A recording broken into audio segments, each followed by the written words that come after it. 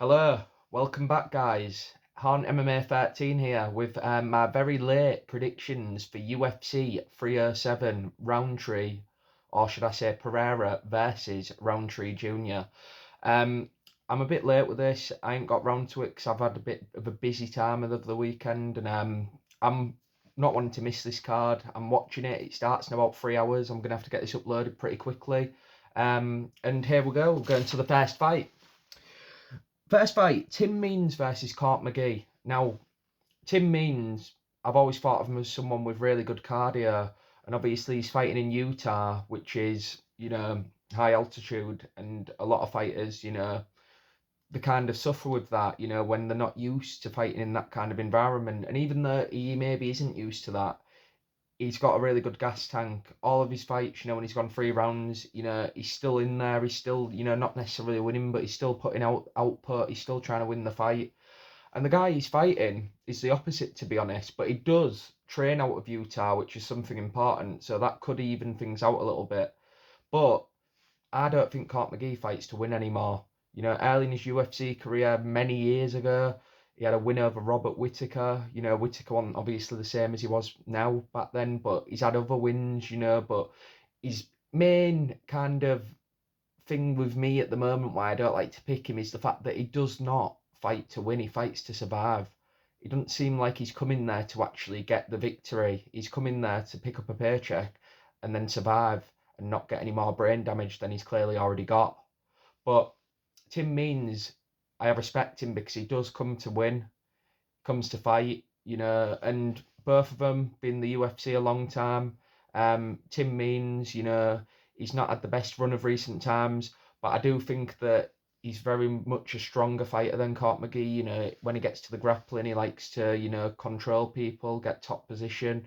But he mainly is someone who uses his takedowns, just to get a position. He doesn't really get many submissions. Usually when he has had submissions in the past, it's been, defensively, guillotines, things like that. When people have tried to take him down, he's got a couple of those on his record. But I think this fight, it's going to be one of those where Court McGee, is going to be trying to not get hurt, not get put to the ground, and ground and pounded. So I feel like a submission could present itself if it does get in one of those positions where Tim Means is raining down punches. I can see Court McGee just thinking, fuck this, I'm going to just turn my back and get rear naked jerked. But I don't think it's going to be a finish, if I'm being honest. I think it's going to be Tim Means putting out a lot of output, and then Court McGee maybe now and again going for a few leg kicks, possibly jabbing at range. But I don't think he's going to really try and get down and dirty and make this a fight. I think it's going to be Tim Means pushing the action. And I think Court McGee will survive. He trains in Utah, so he won't have as much of a problem with fighting at altitude. And I think he'll make it to the bell. But I think this will be a very comfortable 30-27 victory for Tim Means. Moving on, fight number 2. Carla Esparza versus not Raquel Pennington, but Tisha Pennington. Um, all I've got to say about this fight is Tisha Pennington, she'll be training with Raquel, the champ. She is a decent fighter.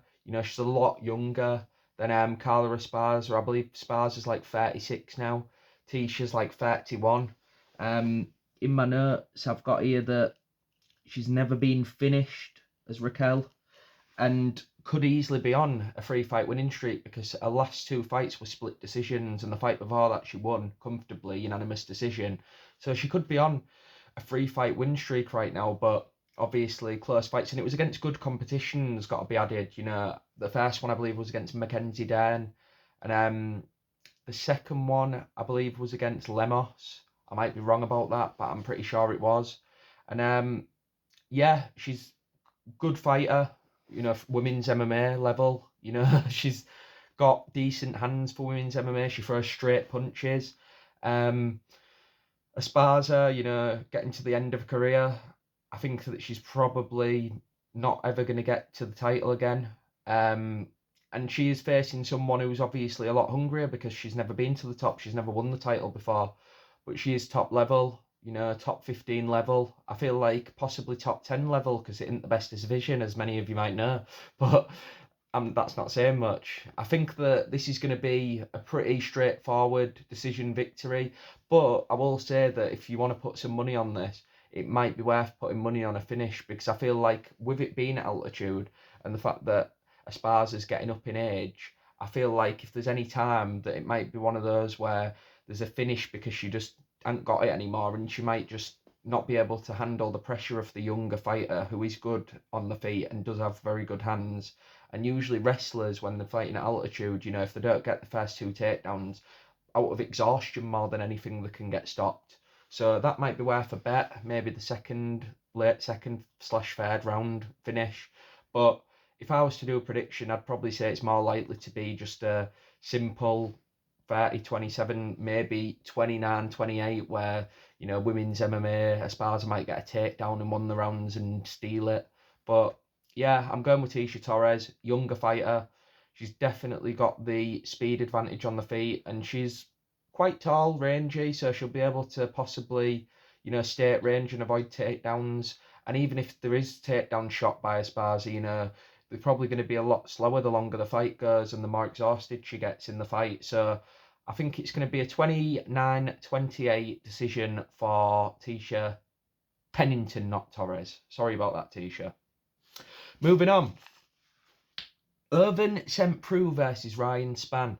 Now, many people might call me crazy. I'm actually looking forward to this fight. Irvin St. Preux, I loved his last performance against Kennedy Nzechukwu. He looked good. Reminded me in a way of Jack Manson, when he faced our good friend Joseph Piper. It was one of them fights where the veteran just kind of kept the more powerful younger fighter at bay and used all the veteran tricks. He was always one step ahead as far as decision making in that fight. Kennedy Nzechukwu kind of like weirdly enough gassed out in the fight, even though he's the younger fighter, and he wasn't conserving his energy as well as Irvin St. Preux. And I actually felt that was a really impressive performance by OSP. And that was at the Apex, so now he's fighting, on a pay-per-view. That's got to give him a bit of a boost, because people like legends and people are going to probably be cheering OSP. I feel like the crowd's probably going to be on his side.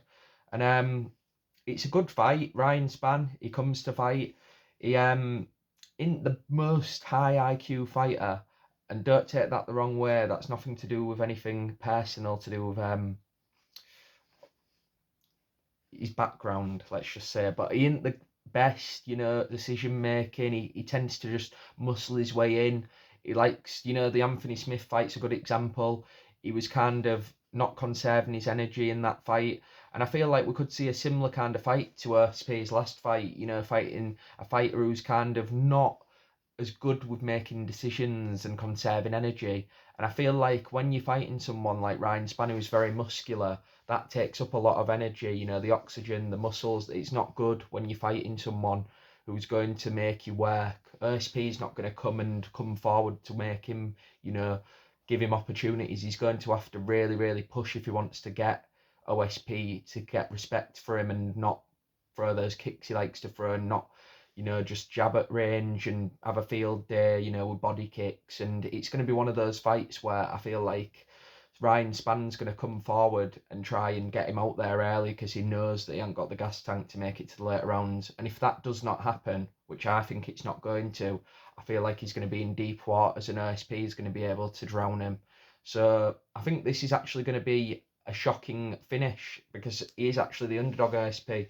And I don't know what odds you can get, but I think OSP is going to get the third round finish. And I think it's going to come when Ryan Spann's trying to pressure forward and trying to bully OSP.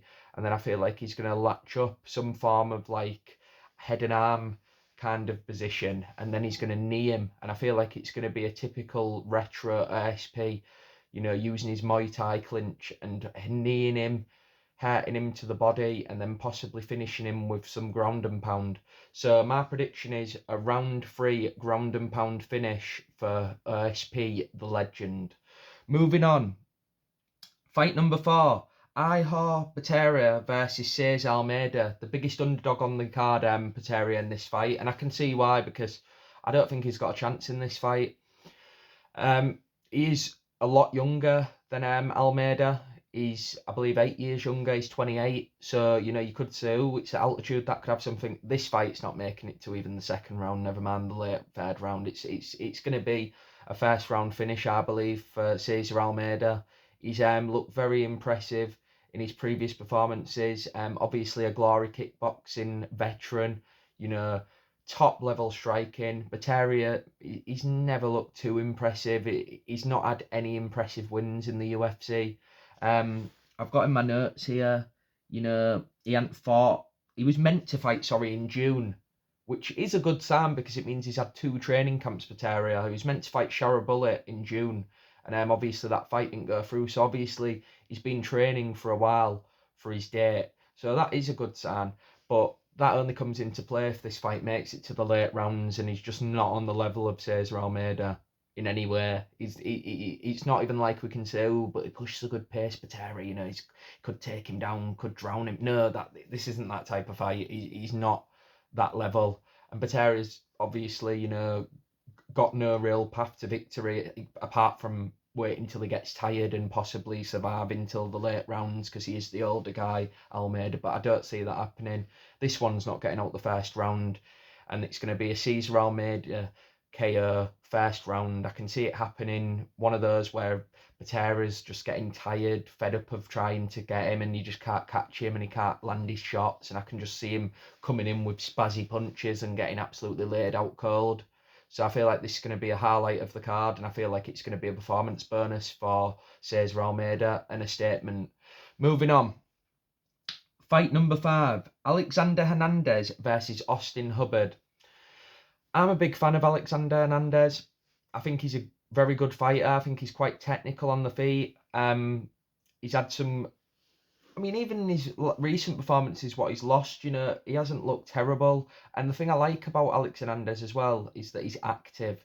If you look through his record, he's been active every single year, 2 fights, 3 fights at the least every year.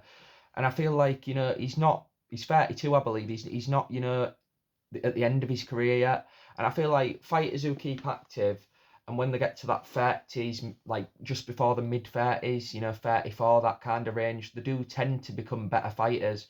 And I feel like you've seen that. His Jim Miller performance was a highlight of recent fights of his.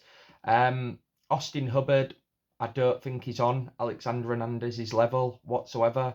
You know, Hernandez is very technical and underrated. He's also got really good grappling when needed. And he's an all-round fighter.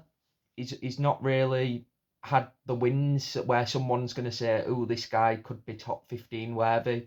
But you got to remember, a lot of fighters, they do come into the prime in the mid-30s, well, just before that mid-30 range. And I feel like Hernandez has shown improvements in his recent fights. As far as any other notes I've got, Hubbard, he's lost to Damon Jackson, Hubbard, both white guys. Alex Hernandez, he has lost to Damon Jackson, so people might point that out when doing predictions, but he had a terrible weight cut for that fight, Hernandez. I'm not going to hold that against him. There is no other scenario in my mind where that makes sense, except it must have been a terrible weight cut that caused him to lose to someone like Jackson, because Jackson's nowhere near the ability of Hernandez, and I don't feel like that fight would have gone that way if he'd have had a good weight cut. So I'm not going to hold that against Alex Hernandez, and I'm going to say that he's going to get this one done by decision. One of the first decisions of the night. I think it's going to be 27-30 in the favour of Alex Hernandez, and I think it's going to be domination. Moving on. Fight number 6. Maria Rodriguez versus good old Jasmine Lucindo. Now, this is one of those fights where I usually don't look forward to a women's MMA fight. But as far as women MMA fighters go, I am actually quite a big fan of Rodriguez. If you've never seen a Mackenzie Dern fight, really good women's MMA fight. It was a main event quite a few years ago.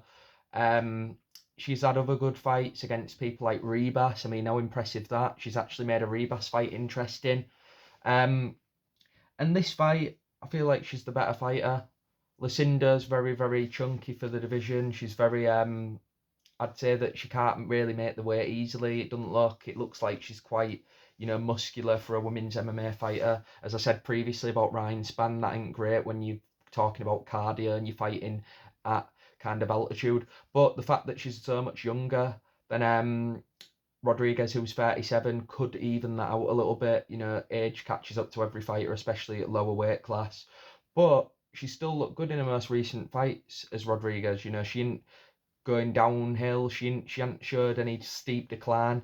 And I feel like she is fighting someone here who is a bad style matchup for. I feel like someone like Rodriguez who picks at range and throws a lot of kicks, fighting someone who's got a lot more of a needs to close the range and throw hooks, muscular, broad, kind of quite stumpy, for want of a better word. I think that that's going to be a really bad matchup for her, because I feel like if you're fighting someone who's going to stay at range and you've got some kind of advantage over her with kicks, it's not really going to be easy to get them opportunities when you're a boxer heavy fighter like Lucinda. So I feel like this is a really, really favourable matchup for Rodriguez, and I feel like they're giving her that because she's been in the UFC a while. She's an older fighter. They're showing her a bit of respect, not giving her a bad style matchup. But I do feel like this is going to be a very, very favourable night for good old Rodriguez, and she is going to have a good performance and she's going to get the finish. I think it's going to be in the third round, and it's going to come in a way that she actually has had a finish before, which is with a triangle. She got that in one of her most recent fights, and I feel like she's going to be able to get that in this, because when you're facing someone who's shorter, they're going to probably go for takedowns to try and chop the tree and make you tired and make you have to work your way to the feet, and they've usually got a lower centre of gravity so they can hold you down. But she's very good off her back, Rodriguez, and I feel like she's going to be able to latch something up from there.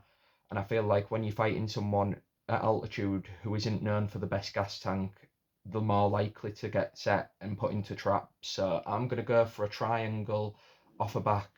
Moving on. Final prelim. And it's Stephen Wonderboy Thompson versus one of my favourite fighters on the rise at the minute, Jacqueline Buckley. Now, I feel like a lot of people on the hype train at the minute, including me, to be honest with you. Buckley, he's looked very impressive in his last 4 fights, but not enough people talking about the level of opposition. People got really excited after his last fight. It was against good competition. I'm trying to pronounce the name, Ruzaboev. I watched that fight. I thought he did look great in that fight. He won that by decision comfortably, but no one talks about the fact Ruzaboev was coming off a 14-month layoff, which, isn't ever going to bring the best performance out of someone after that type of layoff. And I feel like no one's talked about that when they talk about Buckley, and that is his best win to date, especially in this recent 4-fight win streak. Another point is that his last fight he had on pay-per-view in a big spot was against Chris Curtis, and he lost. Every fight he's had since then has been on a fight night card, and I feel like that, has to be mentioned. And, Wonderboy, he's very, very good at range. He's good at keeping range. And I feel like teeps are going to be used a lot in this fight. He's going to be using a lot of teeps to keep Buckley away. I feel like Buckley's going to be trying to get on, inside range to possibly land hooks or probably go for the takedown, because everyone does that to Wonderboy, apart from Kevin Holland, because he's an idiot. But we'll speak about him later. But I feel like Wonderboy is going to, early on in this fight, try and really keep Buckley as far away as he can, which he does in most of his fights. But I feel like, unlike the Kevin Holland fight, he's going to be really, really conservative. He knows that he's facing someone with a lot of power in this fight, and someone who will also go for the takedown when it presents itself. So I think you're going to see a very cautious Wonderboy, similar to his last fight against Shavkat. It must be mentioned, I said about the layoff Buckley's last opponent he had. Well, Wonderboy's been out for a long time as well, nearly a year.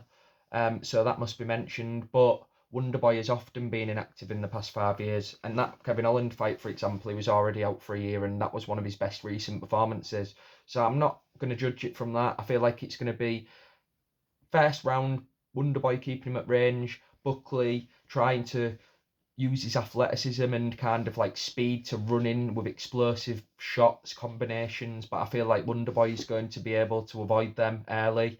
But then I think when he gets taken down in the second round, which I believe will happen, because I feel like Wonderboy is going to present him with that when he goes for one of his head kicks. I feel like he's fighting someone who's got very fast reflexes and can really capitalise on any kind of slow, sloppy mistakes that Wonderboy has looked. He's not looked as the same, young guy that he used to look in recent times. He's 41 now, so I feel like he's slower. And Buckley is someone who can take advantage of that split second of speed difference. And I'm expecting Buckley to work his way into this fight. I don't feel like it'll be a dominating win, but I do think he's going to get this decision victory against Stephen Wonderboy Thompson. Unlike many, I don't think it's going to be a knockout or a finish, and I don't think Wonderboy is going to retire. I feel like he's probably got one more in him, but I do feel that Buckley is going to get the win here, and it's going to be 29-28. I can't see him winning all 3 rounds. I think Wonderboy is going to win the first one, but Buckley will take over in the next 2 rounds and win the fight. Moving on to the first main card fight, and it is Kayla Harrison versus Ketlin Vieira, which, is a good fight for the main card. I feel like Buckley versus Wonderboy should have been on it, but Kayla Harrison, I suppose she's a big star for women's MMA. Anyway, rant over. Vieira, she's been too inactive, and she's got no power. And if you're fighting someone like Kayla Harrison, who's built like a man, she's literally built like Triple H, I saw someone say the other day, Brock Lesnar, I've heard others say, you need to have that power to, wear her off and make her respect. Because if you haven't, then she's just going to manhandle you, literally. She's basically a man. I think Vieira kind of alluded to that at the press conference. And Harrison's obviously probably a weight class bigger naturally, and she's probably going to even have the advantage on the feet simply because she's bigger and stronger. Because although I'd say she hasn't got the cleanest stand up and Vieira might edge her there, the lack of power makes up for it. It just makes it almost irrelevant in a matchup like this where it's going to be someone who's just got raw power. It's almost going to be like watching Brock Lesnar back in the day when he used to just manhandle heavyweights, even though he didn't have the skill of some of these heavyweights or the ability of striking. He just manhandled them, and his power made up for that. And I feel like Kayla Harrison is similar for that in the women's division and could potentially be a pay-per-view star for them. Maybe a co-main event. Maybe I've gone a bit too far as a main event. But yeah, I think she's going to get the win here early, first round, second first round finish of the night, probably get a performance bonus, and I think she'll get a title shot off it as well, because there's not many contenders in this division. And I think she's going to get the impressive rear naked choke first round finish, same as a first fight, but I think she's going to do it a round earlier this time, because I feel like Vieira has got nothing for her power-wise. At least Holly Holm kind of has got knockout power. Even kicks, Vieira's very punch heavy, box heavy, it's not there's not as much to like kind of prepare for and get caught off guard with. And I feel like Kayla Harrison's going to get a first round statement finish here. Moving on, second fight of the main card, Roman Dolidze versus previously mentioned Kevin Holland. Now, Kevin Holland, I love the guy, he's entertaining, and he's the favourite in this fight. And I can see why, because Dolidze, he's not looked as good in his last few fights, especially his last 2. The Anthony Smith fight, he didn't look as good. I thought you shouldn't be taking Anthony Smith to decision.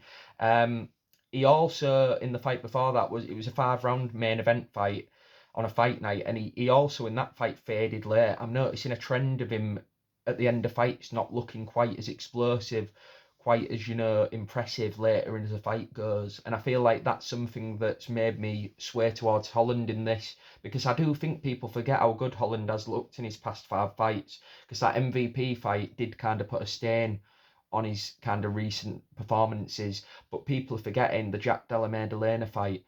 People are forgetting even the Wonderboy fight. He looked good in that fight. He just didn't go for takedowns. That was more of a fight IQ issue. But in recent fights, he's got submissions. In the MVP fight, he got takedowns. So even in that fight, he showed different wrinkles to his game, that he's becoming more mature, using all his tools. And I feel like he's going to get the win here. I feel like Kevin Holland's going to be able to outstrike Dolidze, using his lengthy, his range. He's a sharpshooter. Dolidze likes to come storming forward, take people down, power shots. I feel like a sharpshooter like Kevin Holland will be very, very aware of that. And I feel like, just like he did against MVP, if Dolidze comes in crazy, with anything, maybe some of those hooks, he can get takedowns himself. And he's shown that he can do that in different ways as well, single legs, but he also can get the body lock and take you down that way. And I feel like he's good with his trips. He's used them in previous fights. He got a submission in his most recent performance. And I feel like he's going to be able to really, really light up Dolidze on the feet and tire him and make it. He's 36, Dolidze, as well. I've got to add that. That's another reason I'm thinking he might have problems in this fight. He's getting old and he hasn't looked good in the last 2 performances. And I feel like he's going to really, really struggle to get in range to cause trouble for Holland. And I feel like if you don't get him in the first round, he's got no chance in the next two. I feel like he'll be spent. So I'm going to go with Kevin Holland by way of submission. Yes, because I feel like someone like Delidsey, when they're that tired, they're going to probably go for a panic takedown, and then I feel like Kevin Holland, he'll latch up that guillotine, but then I feel like once he gets into the ground, he'll probably be able to latch and get to the back, and then I feel like he'll be able to take his neck and submit him. And I feel like that's going to come in the second/third early round. Moving to the next fight, the featured fight of the night, and it is Jose Aldo, the absolute legend, versus Mario Batista. Jose Aldo is an absolute legend, 38 years old, but no one realises how much of a fan I am of Mario Batista. He's looked amazing to me. I've seen him maul people on the ground, even suplex them. I've seen him against his last opponent, Ricky Simone, outstrike him, outspeed him with the hands, use his hands to absolutely obliterate him and then switch to takedowns late in the round. Similar to MMA women fights where they'll get a takedown at the end. He's very, very high IQ as far as when to do certain things. He'll get a takedown if he knows he needs it to win the round. And I feel like Aldo's not really faced anyone with that type of all-roundedness and IQ since Merab. And I know that sounds strange saying IQ and Merab in the same sentence, but fight IQ. And, I feel like he's not faced anyone like that since Merab. Martinez, young fighter, good fighter, but he ain't got the best kind of fight IQ. He's looked impressive in the past against Nurmagomedov in one of his fights, Martinez, but he's never really looked like the type of fighter who's that switched on. He kind of just has a crazy pace. He reminds me of kind of a bantamweight Royval. He's just wild, crazy, locks up crazy scenarios on the ground, and he likes to get people, in really, really crazy kind of positions. He's not really particularly technical. He's more of an explosive, athletic character.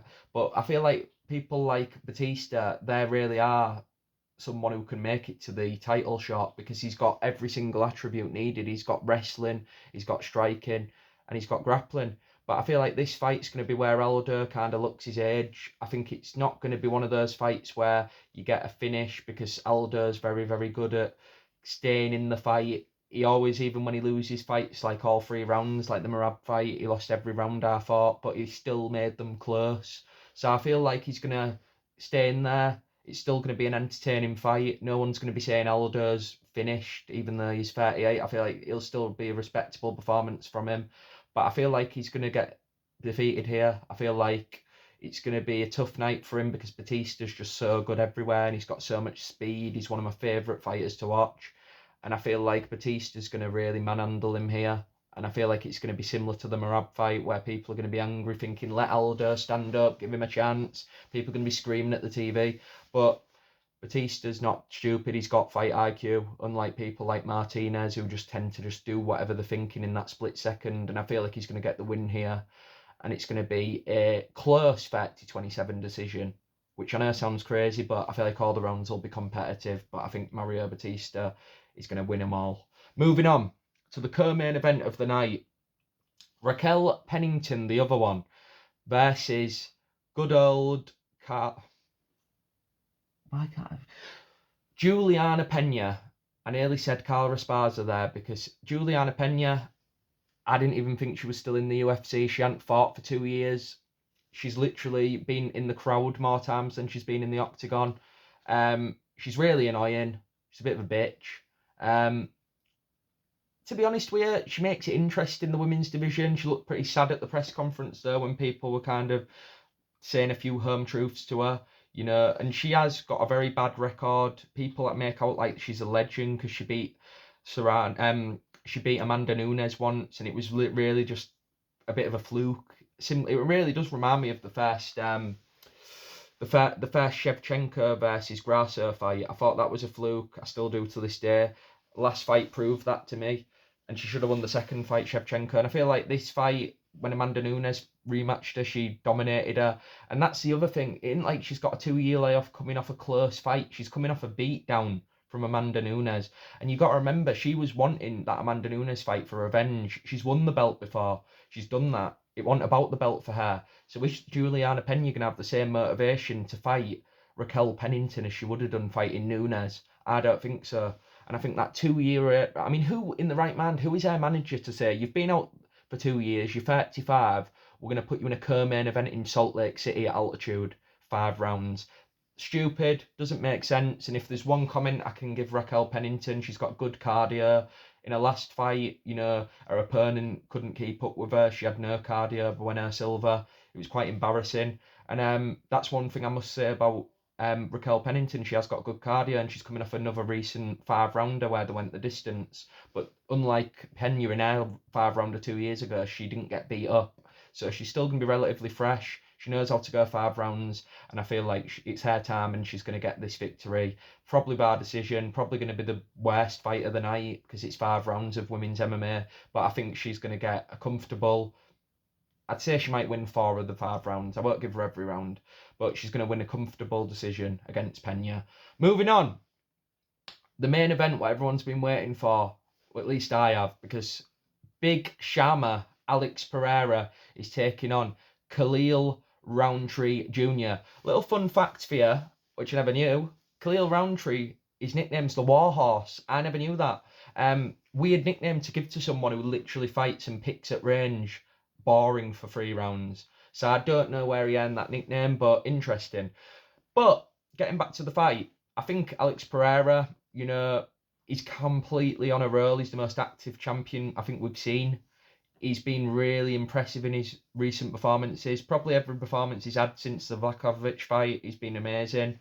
And I think Khalil Rountree is going to have a lot of problems in this fight because he's going to be getting his legs chopped. He's going to be getting jabbed at range. Because Pereira, even though he's very chunky, and Rountree, you might think he's the rangy guy who's going to try and fight at range, Pereira's got a ramrod jab. And I feel like not enough people talk about his jab. They talk about the leg kicks, and stuff like that. They don't talk on his right hand. They don't talk about that jab. That jab has won him a lot of his recent fights.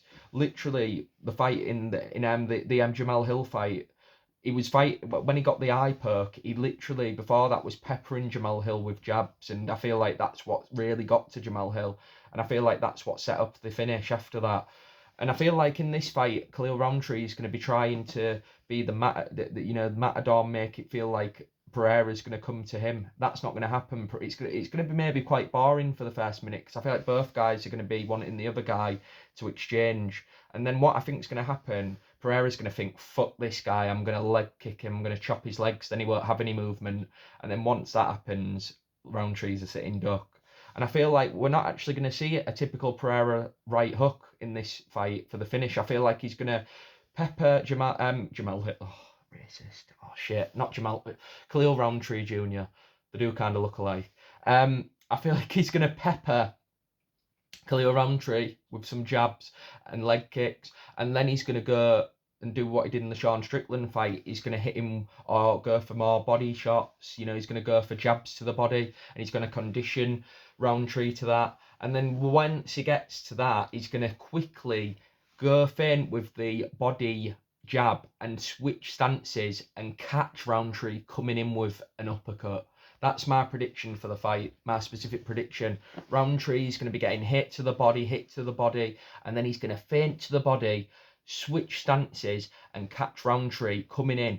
And I don't feel like it's going to be like his previous Strickland fight where it was with the hook. I feel like instead it's going to be one of those where he jabs to the body, and then as Rountree tries to come in and catch him with something while he's exposed because he's going for a body shot, he's going to get caught with the right hook. I feel like fucking Tito Ortiz, sorry.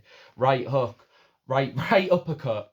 But I feel like it's going to be while Rountree's trying to come towards Pereira and get one of his own shots in. Because I feel like that's when he's going to feel like Pereira's exposed to one of his shots when he's going for them body shots. And I feel like he's going to feel like Pereira's here because his hands are a bit lower, and that's when he'll catch him with a right uppercut. So that's my prediction. Uppercut, probably, I remember hearing a lot of people say Pereira's never had a guy out curled. I feel like we might see it this weekend. Thank you for watching, and tune in next time for the fight night. I'm sure everyone's so excited. Bye.